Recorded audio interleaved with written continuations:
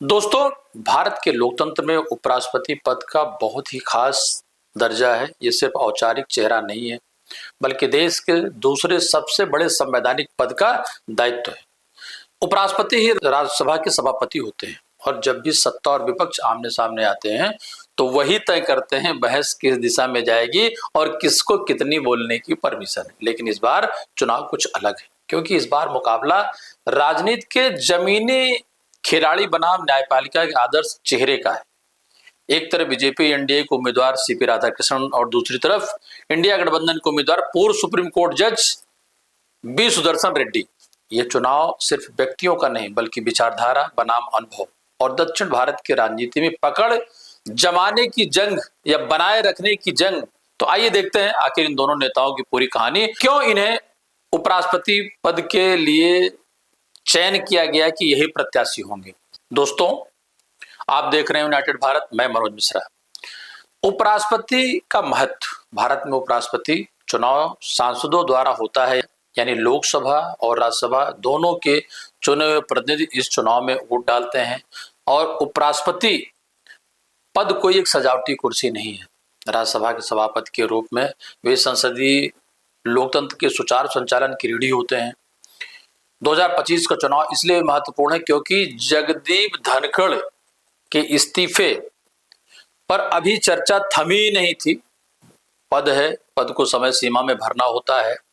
उनके इस्तीफे को लेकर के मुझे लगता हमने भी यूनाइटेड भारत पर इस पर बड़ी डिबेट्स भी की, बड़े वीडियो भी डाले, आप लोगों को बताने का भी प्रयास किया गया। लेकिन एक सवाल लगातार गूंज रहा है कि धनखड़ साहब कहाँ गायब है।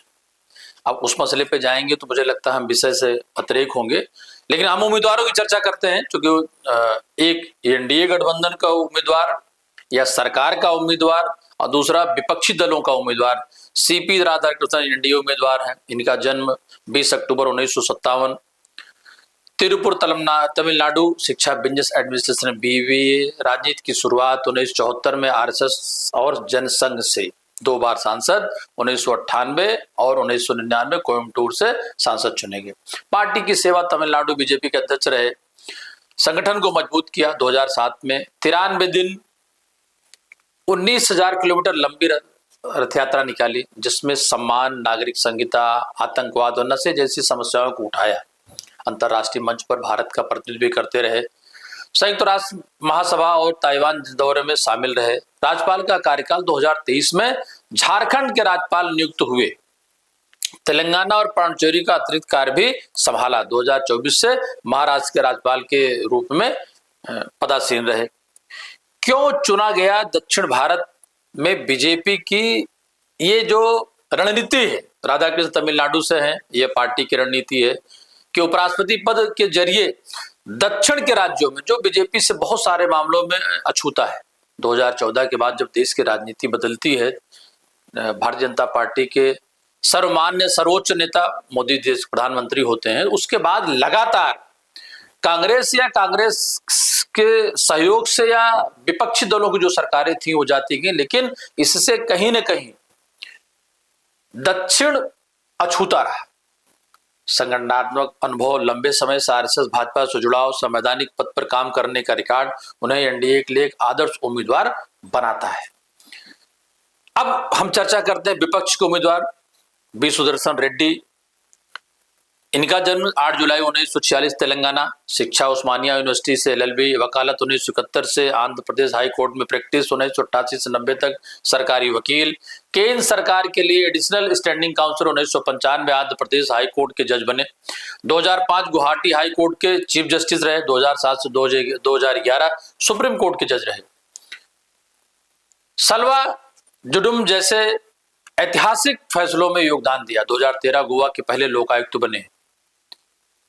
और इनका चुनाव विपक्ष ने क्यों किया, इस पर भी जब तक ये बात नहीं पूरी होती है, इस पर जवाब नहीं आता, तब तक बात अधूरी रह जाती है। देखिए, 2 चीजें हैं। चंद्रबाबू नायडू का समर्थन भारतीय जनता पार्टी का केंद्र में, चूंकि पूर्ण बहुमत की सरकार है नहीं, 240 के बाद गठबंधन की सरकार है।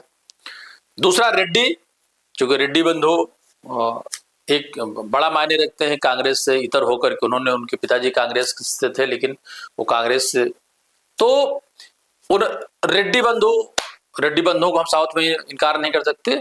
इन कई चीजों को सोच करके और साउथ वर्सेस साउथ राजनीतिक चेहरा संवैधानिक और न्याय के प्रतीक बने, क्योंकि रेड्डी पर जब चर्चा होगी, कारण ये कि जब संवैधानिक पदों पर हम किसी का चयन करने जाते हैं तो बहुत कुछ देखा जाता है। हमने अब्दुल कलाम साहब को इस पद पर देखा कि उनको जब राष्ट्रपति पद के लिए चुना गया तो सर्वमान्य तरीके से उनका नाम अटल जी और स्वर्गीय नेता मुलायम सिंह यादव ने, बाकी सब लोगों ने समर्थन दिया। ये बातें मैं इसलिए कह रहा हूं कि ये दो ऐसे पद हैं जिस पद की गरिमा पर चुने जाने वाले व्यक्ति, अब वो अलग बात है कि धनखड़ जी अपवाद कह सकते हैं, लेकिन दक्षिण भारत से हैं, विपक्ष का चेहरा। जिस तरह एनडीए दक्षिण का कार्ड खेलना चाहता है, उसी तरह दक्षिण वर्सेस दक्षिण का जवाब इंडिया भी देखना चाहता है। चुनाव का राजनीतिक गणित, एनडीए के पास संख्या बल ज्यादा है क्योंकि लोकसभा और राज्यसभा में उनका बहुमत है, लेकिन विपक्ष इस चुनाव को वैचारिक लड़ाई के तौर पर पेश करना चाहता है। कांग्रेस अध्यक्ष मल्लिकार्जुन खड़गे, डीएमके नेता स्टर्लिन, टीएमसी ने डेरेन ओ ब्रायन, आम आदमी पार्टी, विपक्षी दल एकजुट होकर वे सुदर्शन रेड्डी को समर्थन दे रहे हैं। तेलंगाना के सीएम रेवंत रेड्डी ने इसे तेलुगु प्राइड का मुद्दा बनाया। चंद्रबाबू नायडू जैसे नेताओं पर भी दबाव बनाने की कोशिश हो रही है कि क्षेत्र के न्यायाधीश अगर खड़े हैं तो हमको उनके साथ जाना चाहिए। पर अब ये निर्णय लेना नहीं लेना अभी समय है, कौन किसके साथ जाता है। लेकिन प्रथम दृष्टया ये कह सकते हैं कि संख्या बल के आधार पर एनडीए के पास संख्या ज्यादा है, लेकिन ऐसे चुनाव में अक्सर ये देखा गया है कि संख्या होने के बावजूद कद, पद और क्षेत्रवाद की बात इसलिए कह रहे हैं कि धनखड़ जी के जाने के बाद ये चर्चा हो रही थी कि शायद ये उपराष्ट्रपति पद का उम्मीदवार बिहार से हो, चुनाव बिहार में है।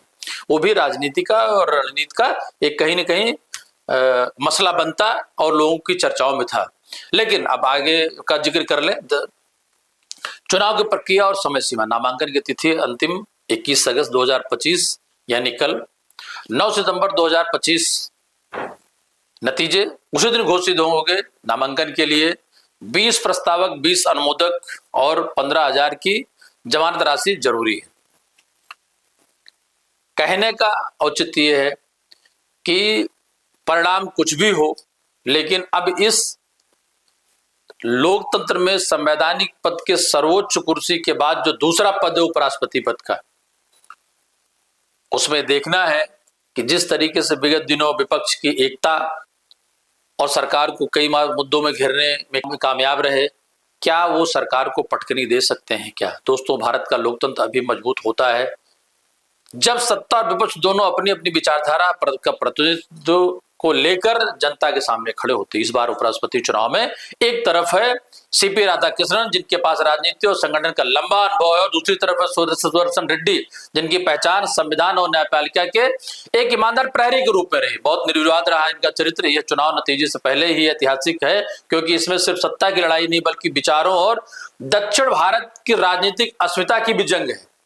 एक जो लगातार दक्षिण भारत में पैर जमाए हुए लोग हैं, दूसरे जो दक्षिण भारत में अपनी साख जमाना चाहते हैं। अब तक दोनों पदों के दोनों प्रत्याशियों में बात कर लूं, एक पद पर दोनों के लेकर के मुझे पूर्ण विवरण जिस तरीके से मुझे देना था, मैंने आपको जानकारी में किया कि आप समझें कि उपराष्ट्रपति चुनाव में जो दोनों प्रत्याशी हैं उनका बैकग्राउंड क्या है, उनका चरित्र कैसा है, उनका अनुभव कैसा है। क्योंकि इनका चयन जनता के जरिए नहीं होगा, बल्कि जनता के जरिए चुने गए जो हमारे माननीय है, चाहे वो राज्यसभा के सांसद हो, चाहे वो लोकसभा के सांसद हो। तो चुने हुए अधिकार लोगों का चुनाव का जो चयन होता है वो हमारा प्रतिनिधित्व करते हैं। देखने की बात है।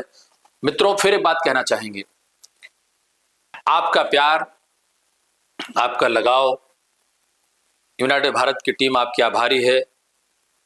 पुनः अनुरोध है आपसे कि आप इसको शेयर करें, सब्सक्राइब करें और ज्यादा से ज्यादा देखें। नमस्कार, मैं मनोज मिश्रा।